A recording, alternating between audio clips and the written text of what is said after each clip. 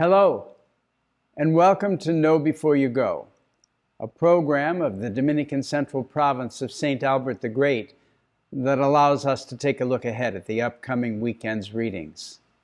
I am Father Jim Marchionda, a member of the community of St. Pius here in Chicago, and I am happy to be with you as we approach the 15th Sunday of Ordinary Time.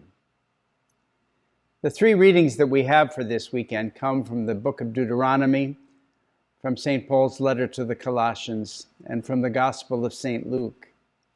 And I ask you to approach all three readings this weekend with a sense of personal urgency. Really listen to them closely and listen to how you might react once you have heard them. The first reading from the book of Deuteronomy talks all about the law. All about the law. And we hear the prophet saying, if only you would listen to the voice of God. If only you would listen and keep God's commandments. Come on, the author says, return to God. Come on. Return to God. It's not like this law is so far up in the sky that you can never reach it. It's not like this law is way across the sea that you can't get to it because you're not a traveler. Come on. It's in you. That law is right within you. Follow your hearts, and you'll know what that law is.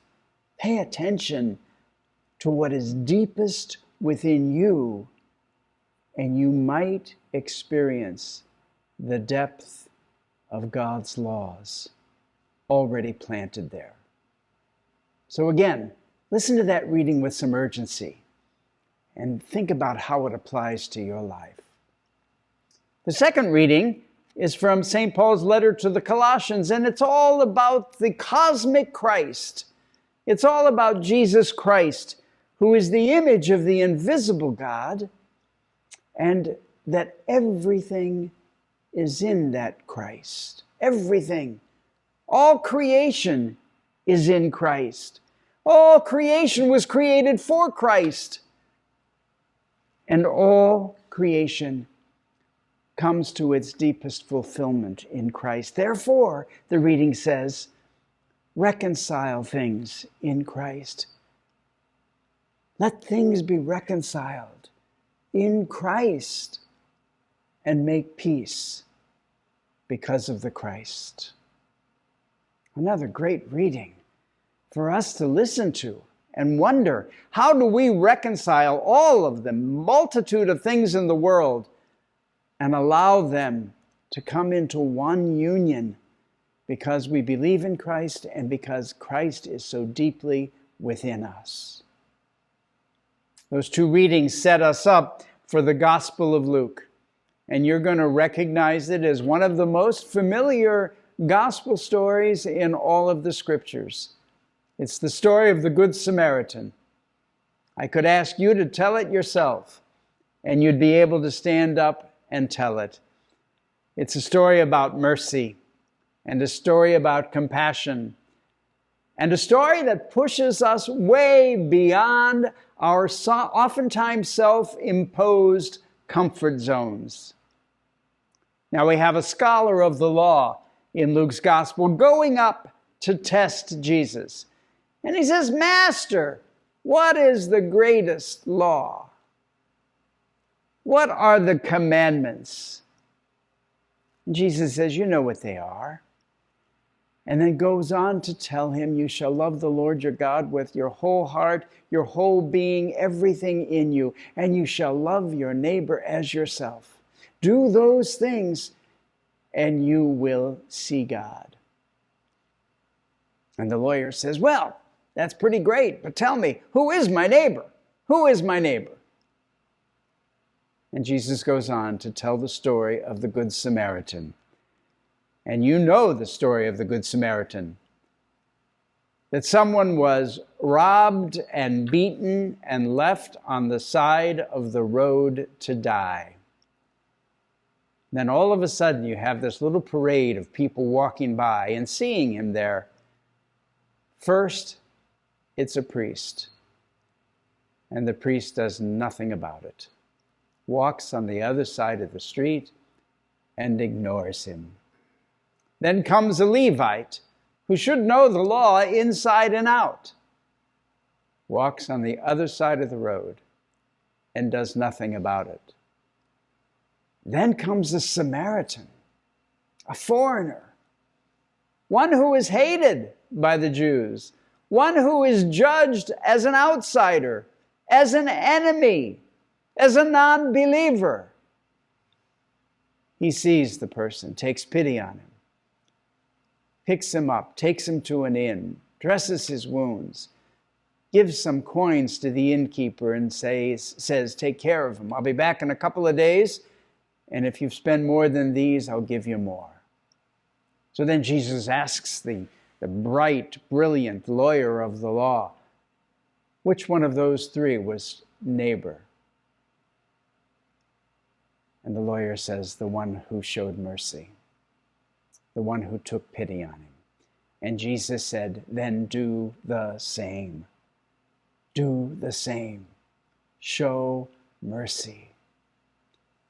My friends, there's an urgency about these readings this weekend, given situations all over the world today.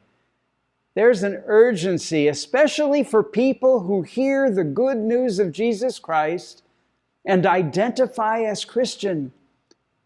There is an urgency for us to understand who our neighbor is and to be the first in line to extend mercy, the first in line to go out of our way to help those who might be threatened by the powers that be.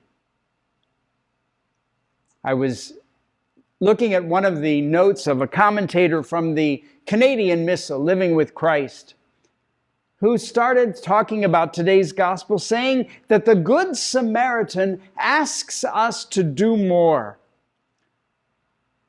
When we look through the lens of the law only, the way the lawyer in the gospel was, we ask for less.